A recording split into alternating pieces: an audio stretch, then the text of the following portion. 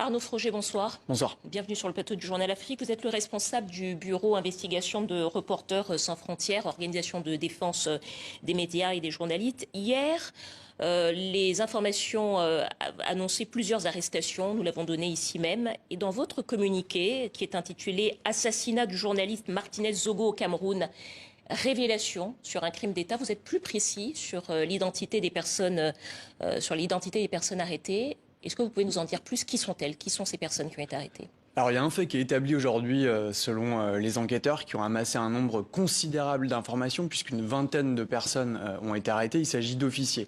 Donc quand on parle de crime d'État, c'est parce que ce crime n'a pas été commis par des kidams, des criminels qui auraient été engagés dans la rue. Il a été commis par les propres services de renseignement du Cameroun. Ça, c'est un fait qui a été établi aujourd'hui par les enquêteurs et qui sont confirmés d'ailleurs par l'un des témoins qui appartient à ce service de renseignement et qui reconnaît son implication en tant que chef du commando, monsieur Justin Danoué. Alors les accusations que vous portez sont évidemment très lourdes et très graves. Et vous dites avoir eu accès aux dépositions. C'est pour ça que vous affirmez qu'il s'agit d'un crime d'État? Alors, on a un point précis sur là où en est l'enquête. Et aujourd'hui, les enquêteurs estiment qu'ils ont tous les éléments pour incriminer les suspects par rapport aux faits qui ont été commis contre ce journaliste-là, parmi les membres qu'ils ont arrêtés, donc qui appartiennent tous. Je rappelle que pour l'instant, il n'y a pas eu de mise en examen. Pour l'instant, tout le monde reste évidemment présumé innocent. Ça, ce sont les confidences auxquelles on a pu avoir accès. On a pu avoir également accès à un élément très important qui est le témoignage de Justin Danoué, qui est donc le directeur des opérations de la DGRE, donc ce service de renseignement. C'est un témoignage qui est lourd, qui est accablant, qui est long, qui est détaillé sur plusieurs pages, rédigé de sa propre main. Et les conditions dans lesquelles on a eu accès à ce témoignage nous amènent à penser qu'il est parfaitement authentique. Ça ne veut pas dire que ce que raconte ce monsieur est la vérité. Il faudra le confronter aux autres témoignages. Mais en tout cas, ce témoignage est authentique. En tant que chef du commando qui s'implique lui-même dans le forfait qui a été commis et ce crime odieux qui a été commis, il nous a paru évidemment intéressant de rendre publique cette information.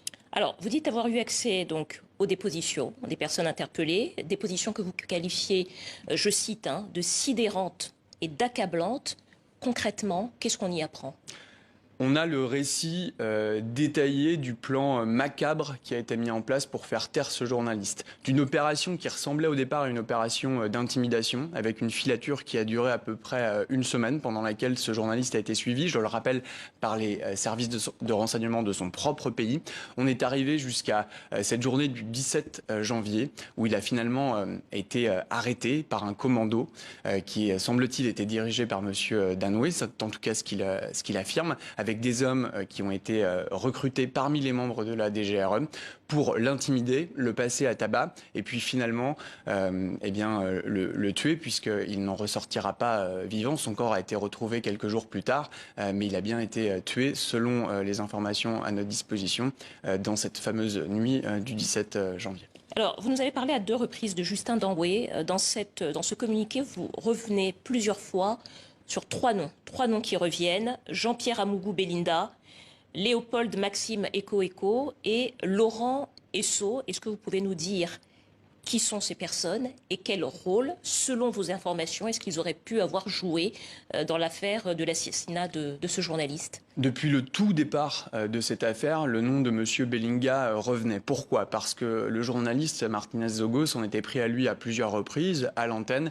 dans des histoires de détournement de fonds présumés. Alors, qui est ce monsieur? C'est un homme d'affaires puissant, camerounais, propriétaire notamment d'un groupe de médias, mais pas seulement, dont le nom apparaît à plusieurs reprises dans l'enquête, y compris dans le témoignage de Justin Danoué, qui le situe sur les lieux où ont été commis le crime et au moment où le journaliste était passé à tabac. Et il parle notamment d'un coup de fil que M. Belinga aurait eu et donné à l'actuel garde des Sceaux, Laurent Esso. Et c'est à l'issue de cette conversation que le sort du journaliste Martinez Zogo aurait été scellé. Aurait été scellé. Léopold Maxime Eko.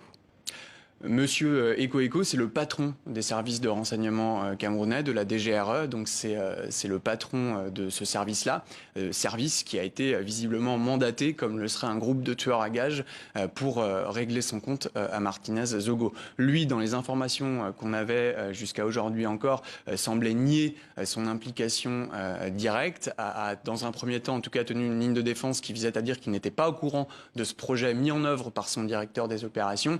Il apparaît selon les enquêteurs, en tout cas qu'il semble avoir des éléments contre M.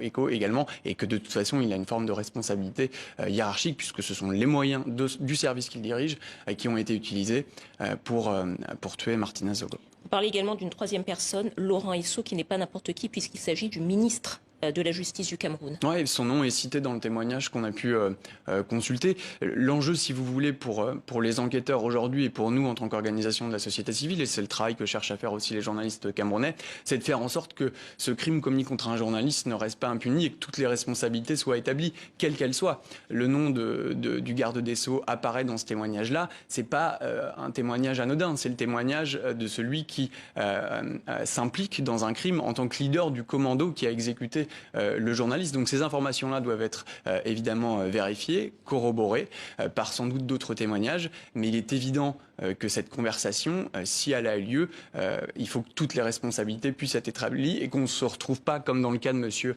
Samuel Ouazizi, qui est un journaliste aussi, qui il y a 3 ans a été arrêté par les militaires et dont le corps n'a jamais été restitué à la famille et dont les autorités ont reconnu qu'il était mort en détention bien des mois après qu'il ait été tué. Alors, je rappelle qu'il y a évidemment une enquête en cours, que le chef de l'État camerounais, Paul Biya, a demandé d'ailleurs une enquête conjointe, police, gendarmerie, qu'il y a eu une vingtaine de personnes interpellées, mais que la justice en effet suit son cours et qu'il y a bien évidemment la présomption d'innocence. Merci beaucoup Arnaud Froger.